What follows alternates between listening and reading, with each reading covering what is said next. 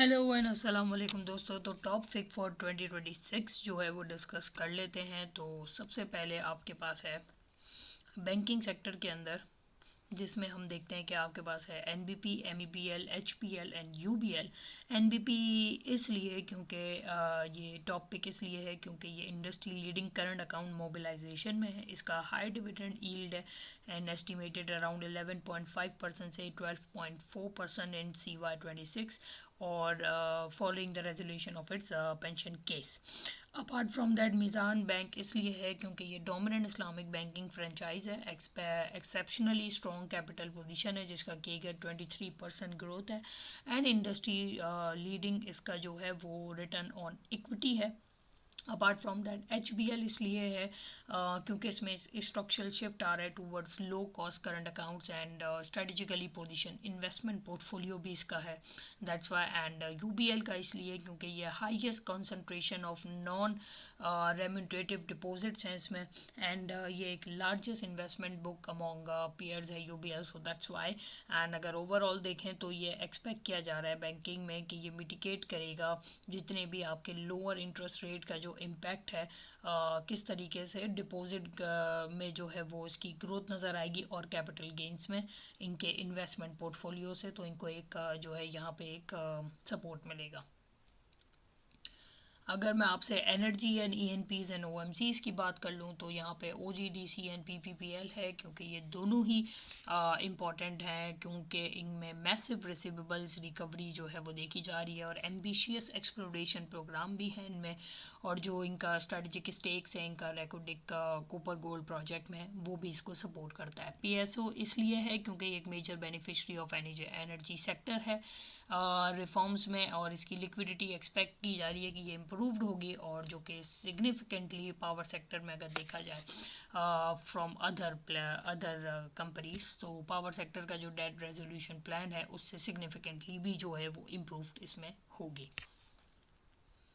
अगर मैं फर्टिलाइज़र की बात करूं तो इसमें 3 कंपनीज़ हैं, वैसे तो mainly FFC and Efert top 2 है बट फातिमा भी देखा जा सकता है। एंड इस सेक्टर के अंदर जो सपोर्ट स्टेबल इसमें दो ही चीज़ें होती हैं, एक तो यूरिया की एक्सपोर्ट्स और स्टेबल गैस सप्लाई जो है वो इसको मदद करेगी। जैसे हमने पहले भी बात की थी कि इनका जो गैस फील्ड का जो पूरी इंडस्ट्री का जो प्रोजेक्ट है 300 मिलियन USD का, वो जो है वो उससे एफिशिएंसी ऑफ गैस जो है वो बेहतर होगी और इनको सप्लाई मिलेगी, तो ये ज़्यादा बनाएंगे तो ज़्यादा एक्सपोर्ट कर भी पाएंगे, डिमांड कंप्लीट करेंगे और फिर एक्सपोर्ट की तरफ जाएंगे। सो FFC जो है वो लीडर है इन दिस सेक्टर के अंदर क्योंकि इसके हाई मार्जिन हैं, स्ट्रॉन्ग डिविडेंड प्रोफाइल भी है और ये शरिया कन्वर्जन भी है which is acting as a re rating catalyst. Fatima को अगर देखें तो ये हाईएस्ट इसकी कन्वेंशन है एंड इसको पिक किया है क्योंकि इसमें एक एफिशिएंट प्रोडक्शन है and sharp rebound in phosphate fertiliser prices भी देखी जा रही है जो इसको सपोर्ट देगी। और हमने फातिमा की डिटेल वीडियो में भी और कॉर्पोरेट ब्रीफिंग एनालिस्ट सेशन में भी जो है वो डिस्कस किया था और उसकी वीडियो में भी, जिसका लिंक जो है वो यहाँ पे मौजूद है। अपार्ट फ्रॉम दैट इफर्ट अगर देख लें तो रिकमेंडेड इसलिए क्योंकि ये consistently higher dividend pay out देता है। इसकी रीएलोकेशन ऑफ HRL गैस देख लें बेस प्लान में या डिफरेंट इसकी प्रोडक्ट्स लाइन देख लें तो आई थिंक ये एक स्ट्रेंथन कंपनी है और इसका जो कॉस्ट आउटलुक भी है वो भी काफ़ी बेहतर है। अगर मैं सीमेंट एंड स्टील की बात कर लूँ तो इसमें सबसे पहले फौजी सीमेंट्स आता है। ये टॉप पिक है क्योंकि इसमें एनर्जी सेल्फ सफिशेंसी है, 80% day time power from renewable आता है इसका एंड पोटेंशियल इनऑर्गेनिक ग्रोथ भी है। जब उसने एक्विजिशन की अटक सीमेंट की, लकी अगर मैं देख लूँ तो ये फेवर्ड है क्योंकि इसकी डाइवर्साइड अर्निंग बेस है जो हमने लकी की वीडियो में भी डिस्कस किया था कि इसमें ऑटो है, फार्मा एंड एनर्जी है एंड इसकी लो कॉस्ट प्रोडक्शन बेस है। अगर मैं मैपल लीफ की बात कर लूँ तो ये एक कॉस्ट लीडरशिप है, इसमें नोट किया जा सकता है एंड ये propose acquisition of Pioneer cement जो भी की है इसने to scale it north region presence, जो कि अभी थोड़ा थोड़ा और कंप्लीट कर रहा है as per your PSX noticed.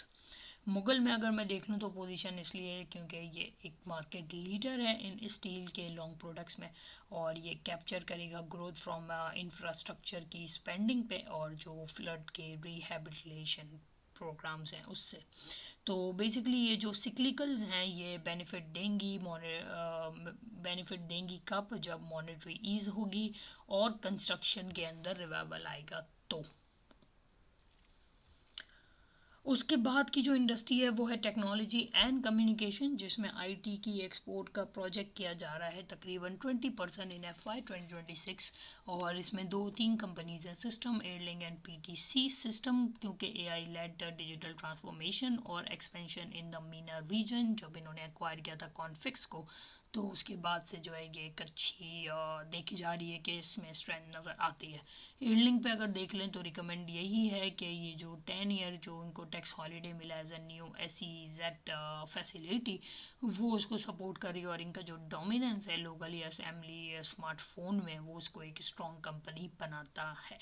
PTC की अगर मैं बात कर लूँ तो ये हाईली एज अल्फा स्टॉक है, क्योंकि ड्यू टू इस transformational acquisition of Telenor Pakistan, and अब ये जो है वो 5G रोल आउट करेगा in the coming month. Auto assemblers में अगर मैं देख लूँ तो 2 ही कंपनीज मुझे समझ आती हैं, एंड इसमें बेसिकली इम्प्रूविंग अफोर्डेबिलिटी कह लें और लोअर इंटरेस्ट रेट का जो है बहुत बड़ा जो है वो सपोर्ट होगा इन चीज़ को, जो कि एक्सपेक्ट किया जा रहा है, जो कि 25% of volume recovery in FY 26 देखी जा सकती है। इंडस में अगर मैं देख लूँ तो ये बेसिकली लीडर है in premium market with strong cash reserves हैं इसके पास, जो कि 1267 पर शेयर PKR बनता है, एंड ये ग्लोबल हार्ब्राइड टेक्नोलॉजिकल एच भी है इसके पास। हाजगार को अगर मैं देख लूँ तो highlight for it outstanding hover sales, and ये एक इसकी strategic pivot towards electric and hybrid vehicles हो सकती है। मज़ीद इसमें टैंक भी जो है वो सुनने में आया कि है आ रहा है, और मज़ीद मैंने साजगार पे भी एक कंप्लीट वीडियो बनाई थी।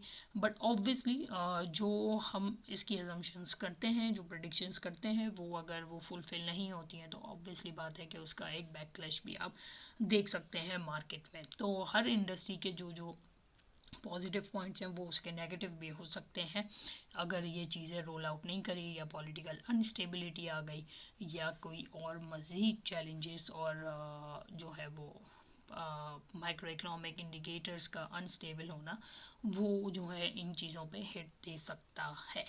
That's all from my side, see you with the next video.